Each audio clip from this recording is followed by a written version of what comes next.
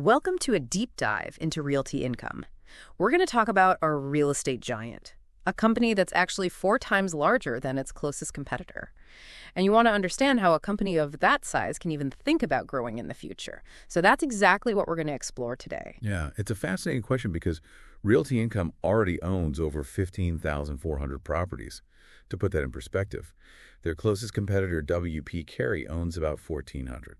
Wow, that is a huge difference. So what is it about Realty Income that has allowed them to become so massive? Well, both Realty Income and WP Carey are what are called net lease REITs, and Realty Income just dominates that space. Okay, so for those of us who aren't real estate experts, can you explain exactly what a net lease REIT is and how that structure works? Absolutely. Think of it this way. Imagine you own a building and you lease it to, say, a Walgreens.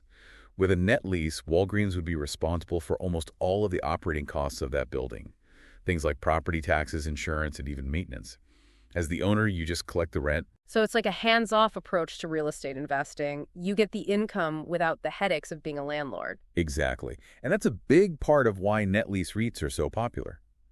Now, going back to Realty Income's size, being that big brings certain advantages. They have incredible access to capital, meaning they can easily borrow money to buy more properties. And they're often the first choice for sellers who want a quick and reliable deal. But even with all of those advantages, at a certain point, it just seems like it would be hard to keep growing. Where do you even find enough properties to buy when you're already that big? That's the real challenge for a company like Realty Income. They need to invest billions of dollars every year just to maintain their current growth rate. So they're constantly looking for new opportunities. And it sounds like they're not afraid to think outside the box. Right. They've been expanding their portfolio into Europe for a while now, and they're even starting to invest in some new sectors like casinos and data centers. It makes sense to diversify. Don't put all your eggs in one basket, as they say. Exactly. But their most recent strategy is particularly interesting. They're creating a whole new asset management business. So they're not just buying and leasing properties anymore. They're going to be managing investments for other people. That's right. It's a model that's been used successfully by Prologis, a giant in the industrial real estate world. Prologis has actually managed to increase their assets under management by an average of 14% every year for the last 5 years by using this strategy. That's really impressive. So how does this asset management model work? Realty Income is essentially creating a platform for institutional investors. Think pension funds, insurance companies, those kinds of big players who want to invest in net lease properties. But instead of managing those investments themselves, they're turning to Realty Income to handle everything. So Realty Income is leveraging their expertise and reputation to generate income beyond their own portfolio. You got it. They get fees for managing these investments, which creates a whole new revenue stream for them. A very stable and reliable one, too. But that brings up a question. When they're managing assets for other people, doesn't that potentially create a conflict of interest with their own portfolio? I mean, what if there's a property that would be a good fit for both? That's a really important point, and something you'll definitely want to keep an eye on. How they navigate those kinds of situations is going to be crucial. So it's not all smooth sailing, even with a strategy like this. There are still challenges they need to overcome. Absolutely. But the potential benefits are huge. Think about it. This gives them access to even more capital.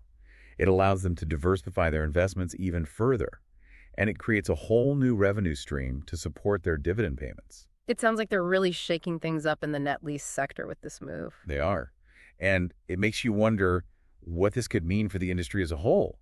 Will other REITs follow suit and jump on the asset management bandwagon? That's a really good question, and it's one we'll be exploring in more detail as we continue this deep dive. We'll take a closer look at both the potential benefits and the challenges of this asset management venture, and what it could signal for the future of Realty Income and the entire net lease market.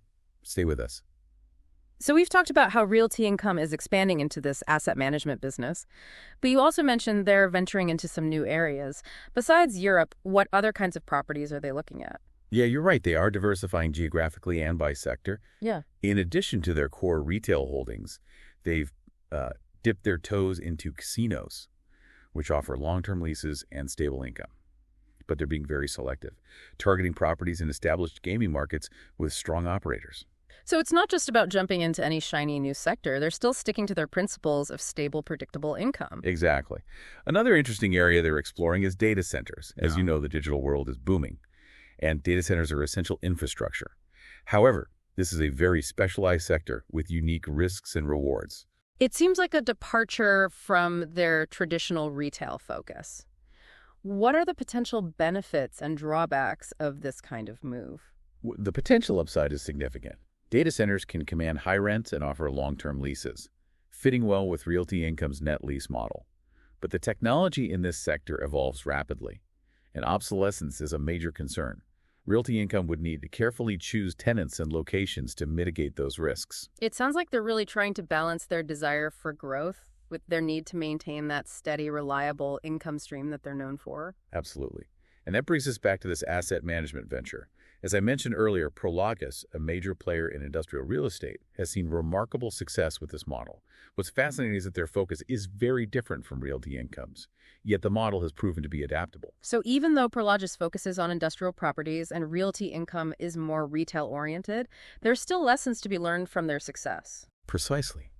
What Realty Income seems to be doing is taking the core principles of that asset management model and tailoring it to their own strengths.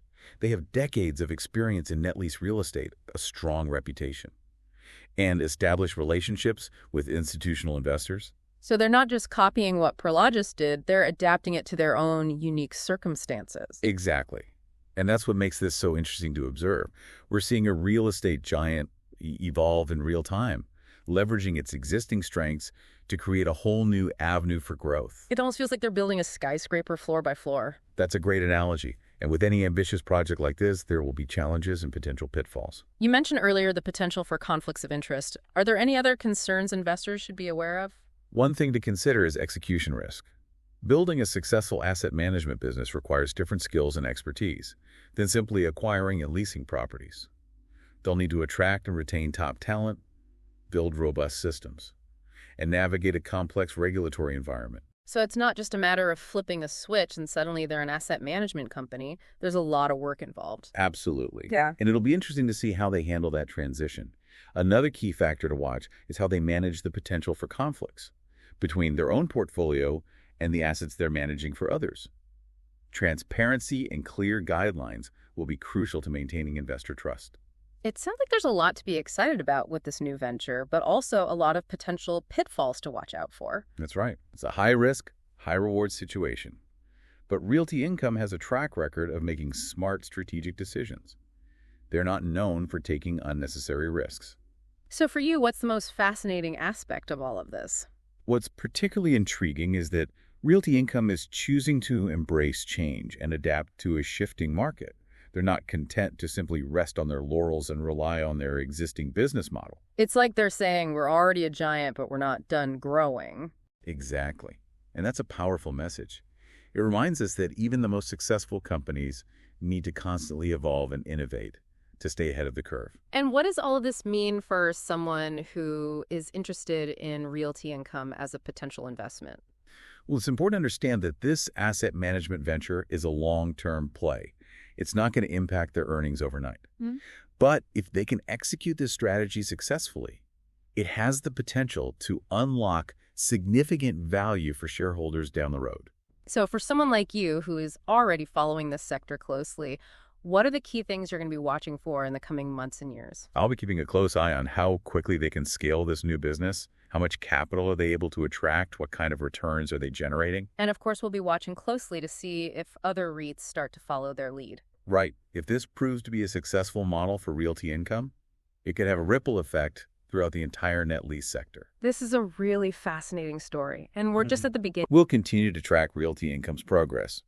And as more information becomes available, we'll provide further insights and analysis. It feels like we've only just scratched the surface of what Realty Income is doing to secure its future.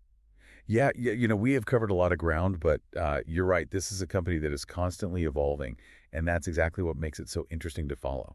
Earlier, we talked about Realty Income's size, and you mentioned they're actually 4 times larger than their closest competitor. Do you think that kind of dominance can last? That is a good question. Realty Income has certainly built a formidable moat around its business.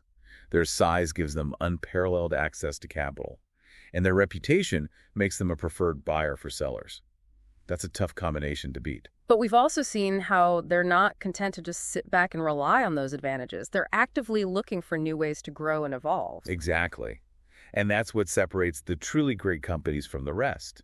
They understand that the world is constantly changing, and they're willing to adapt to stay ahead of the curve. Their move into asset management seems like a perfect example of that. It's a bold move stepping outside their traditional comfort zone. It is, and it's going to be fascinating to see how it plays out. If they're successful, it could reshape the entire net lease sector. We talked about the potential for other REITs to follow their lead. But what about the impact on investors? What should someone who is interested in Realty Income be thinking about right now? I think the key takeaway for investors is that Realty Income is a company that's committed to long-term growth.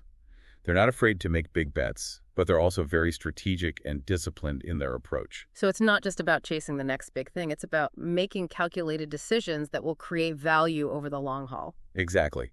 And I think that's what makes Realty Income such a compelling investment opportunity.